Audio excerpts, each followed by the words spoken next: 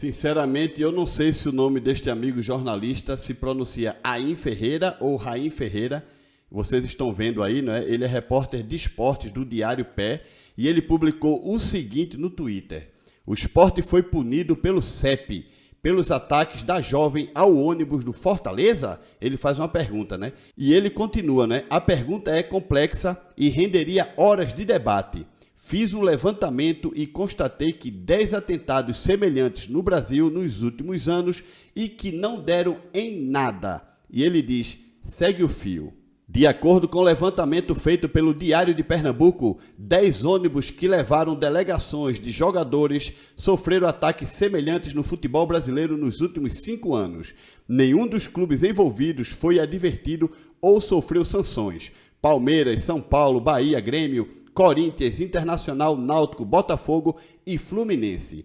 Nesta semana, por sinal, o goleiro do Bahia, Danilo Fernandes, cobrou justiça aos responsáveis por um ataque com bombas ao ônibus feito pelos próprios torcedores do clube em 2022. Abre aspas. 2 anos depois do meu episódio, os jogadores do Fortaleza foram alvos de uma tentativa de homicídio. Como foi comigo? Infelizmente, não aconteceu nada com esses bandidos que se chamam de torcedores. Se qualquer um aqui fizer uma bomba e jogar no automóvel, vai ser preso. Fecha aspas. E fica aqui a pergunta, por que apenas o Sport está sendo previamente sancionado pelo STJD? Por enquanto, o Sport não pode ter torcida nos seus jogos, seja fora de casa ou dentro de casa. Claro, jogos com chancela da CBF. Mas por que os outros clubes não foram punidos?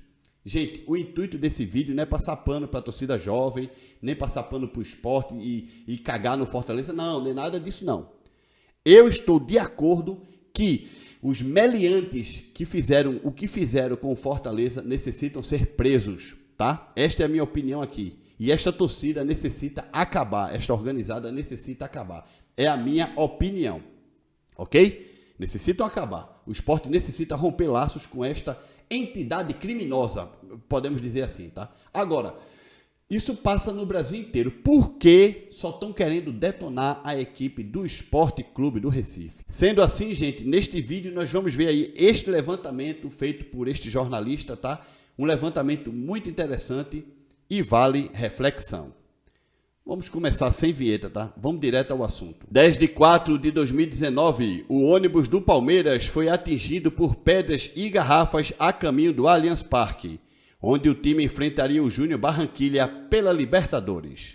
23 de 1 de 2021, o ônibus do São Paulo foi atingido por pedras e bombas saindo do CT na Barra Funda, a caminho do Morumbi, onde a equipe enfrentaria o Coritiba pela Série A do Brasileirão. 24 de 2 de 2022, o ônibus do Bahia foi atingido por bombas caseiras, atirada pela própria torcida tricolor, na chegada da delegação à Fonte Nova, antes da partida contra o Sampaio Corrêa pela Copa do Nordeste. O goleiro Danilo Fernandes e o lateral esquerdo Matheus Bahia foram atingidos. 25 de 2 de 2022, a van que fazia o transporte do Náutico foi atingida por pedras de torcedores que protestavam pelo clube ter sido eliminado na Copa do Brasil.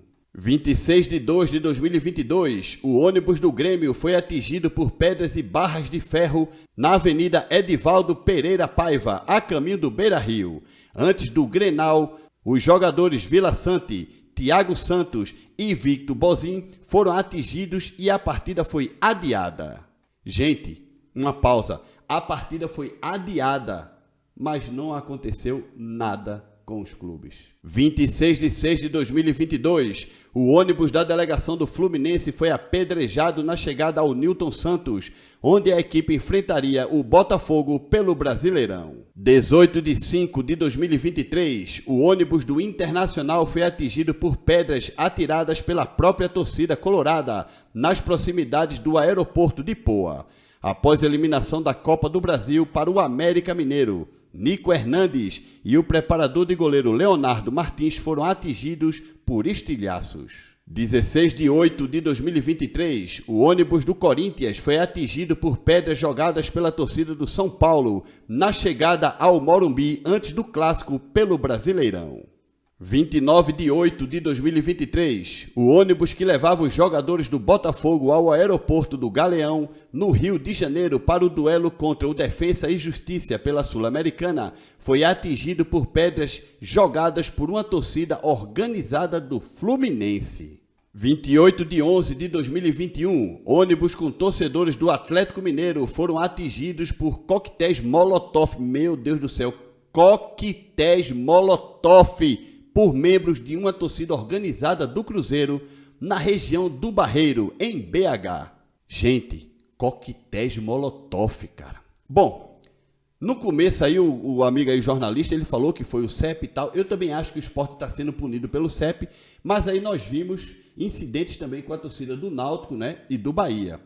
Neste caso foram os próprios torcedores do Bahia e os próprios torcedores do Náutico que se revoltaram com as suas equipes. São dois clubes do Nordeste. Mas por quê? Por que os outros clubes, por exemplo, e até mesmo Bahia e Náutico, não foram punidos e querem punir agora o Sport? Por que só o Sport? Porque depois do que aconteceu com o Fortaleza na quarta-feira passada, no último fim de semana, tivemos Fla-Flu e a torcida do Fluminense e do Flamengo protagonizaram cenas de guerra em bairros do Rio de Janeiro. Tivemos o Grenal e 2 cadeiras foram arremessadas da torcida do Grêmio para o Internacional, levando 2 pessoas para o hospital. Então, por que o STJD ainda não se manifestou nesses outros 2 casos? O que aconteceu com o Fortaleza foi gravíssimo e, sim, os acusados, no caso, né, os suspeitos, precisam ser presos, sem dúvida nenhuma. Mas por que o STJD puniu o Sport sem torcida nos seus jogos dentro e fora de casa e até o momento está caladinho em relação aos outros casos? E nesses casos aí mais antigos, coquetéis Molotov, gente, coquetéis Molotov. Vocês viram alguém pedir o rebaixamento do Cruzeiro? Vocês viram alguém pedir o Cruzeiro fora de qualquer competição? Não, né? Vocês viram o STJD punir o Cruzeiro? Eu não vi. Aí sim, a gente pode pensar que é o CEP, né? Enfim. Deixa o like nesse vídeo, se inscreve no canal. Parabéns aí ao repórter pelo levantamento. Muito bom levantamento. Tchau, galera.